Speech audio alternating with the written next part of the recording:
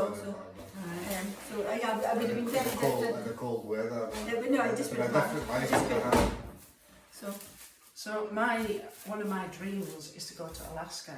So when you were telling me that you were going to Alaska, I was like, oh my goodness me. You know, yeah, I'm just back from Alaska. so tell us about that. Well, the reason I was there was that one of my aspirations when I wrote the book was to do cruise line speaking. I love cruising, and I thought maybe if I could do enrichment lecturing on cruises, I could do my two passions. I could cruise the world and share the message about mental illness, which is why I feel that I'm still working in a sense, but in a different way. I'm spreading out the word about destigmatisation with my work and my talks and things. So I wanted to do. What I'm doing is, if I was doing it for the tea room, I would do this, measure it accurately. But what I'm going to do is I'm just going to make like 4 chunks, and then we're just going to roll those into sausages. And because this is the easiest way, so it doesn't really matter if they're not. Am I doing this one then? Yep, you can do that. And we want each sausage to be, and this, for anybody that's worried, this is my food measuring ruler. Yeah, and we just want a sausage kind of 15 centimetres, and so kind of like that. And if we had lots of time, what I would do is I would wrap each one in, so just about like that. Yep. It's a wee bit too long. So yep. Squash it up, or you'll have small biscuits. Yeah. Just measure it against there. Yeah, that's fine. Right, yep. that do? Yep, that's fine. And I would, and we can do these, and I would put these in the fridge, just to firm up. But it doesn't really matter. Just for today, we can do it. You can blame me if they don't turn out. I have no idea what I'm doing. And the other way that you could do it is you could just take a little ball of the dough and do it like that, but you don't always then get the same size. And if then you're going to have arguments, that's fine. You're going to have arguments from people about, oh, that's a bigger biscuit than mine, and yeah, and especially when it was a tea room, because we were charging people, so they all wanted exactly the same.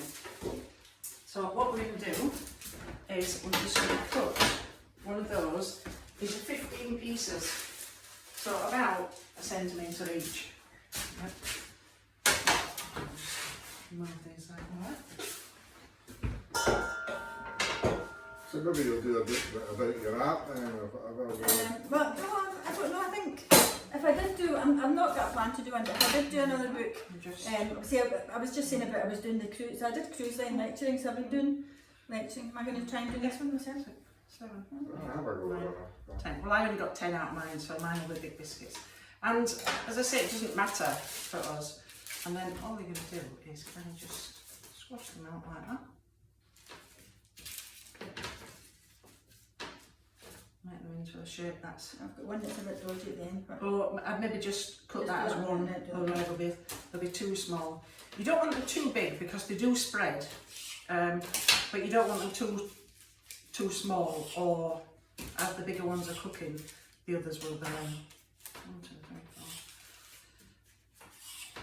And we should be able to get all these in the oven. So tell us about Alaska then. Yeah. How did that come about? So that came about because I try and make them round as well now. Yep. It's challenging me greatly. Mine are kind of rectangular, that way, no? Well, do you know what, you'll be surprised that they still come out ginger nut shape. Yeah. It's just like it knows, oh, I'm supposed to be a ginger nut. Yeah.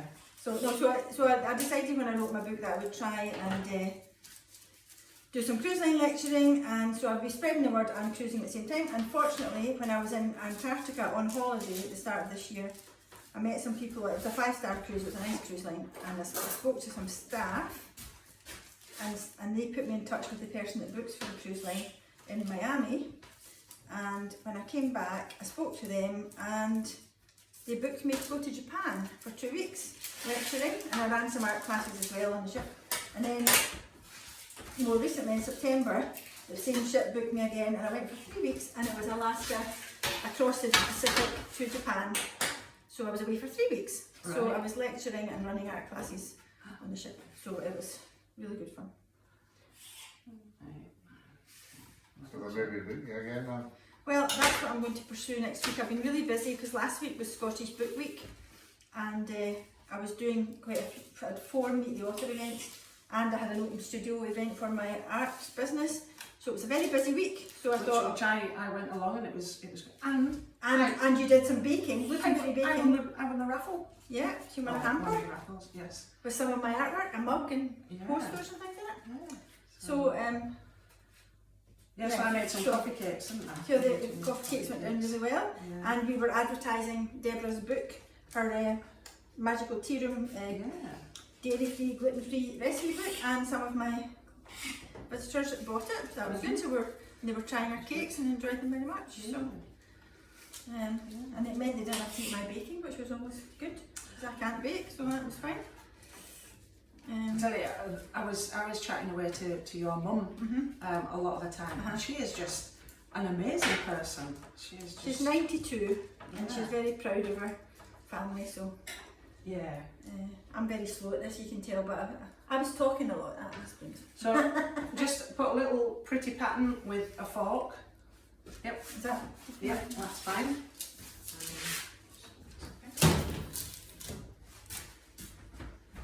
And these only take 11 minutes to cook. And they are the nicest biscuits ever.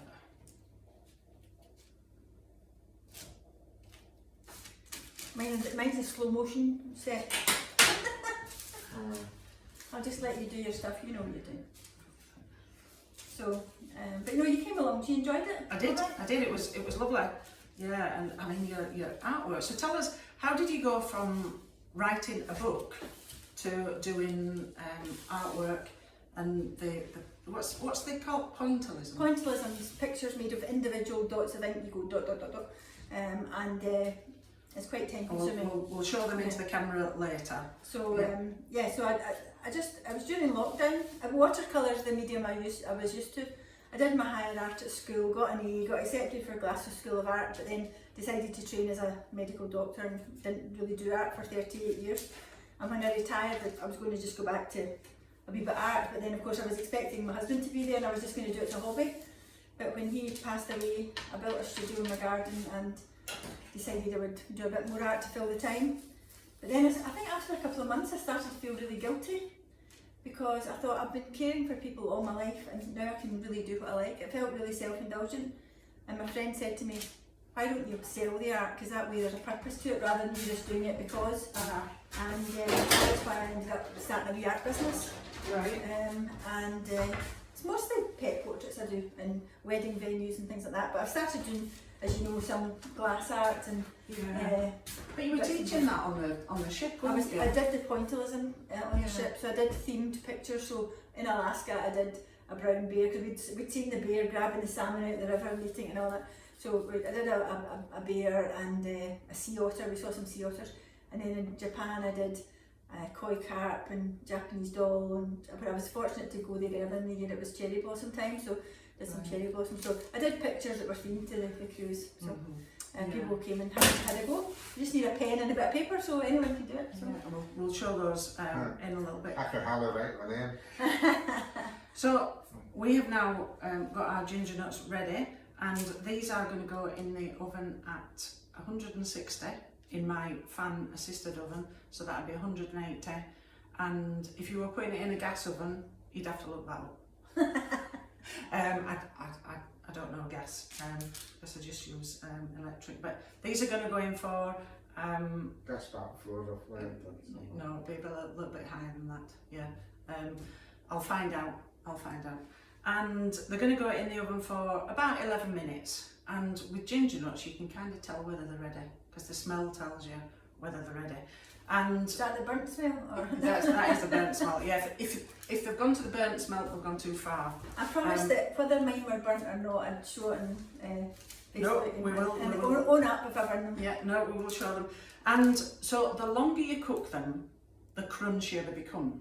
So if you want a chewy No, I like crunchy. Yeah, if you want a chewy one, you maybe put it in just for 10 minutes. If you want it really crunchy, you put it in a little bit longer. If you're going to dunk it in Ribena, Yes, it needs to be crunchy. it does.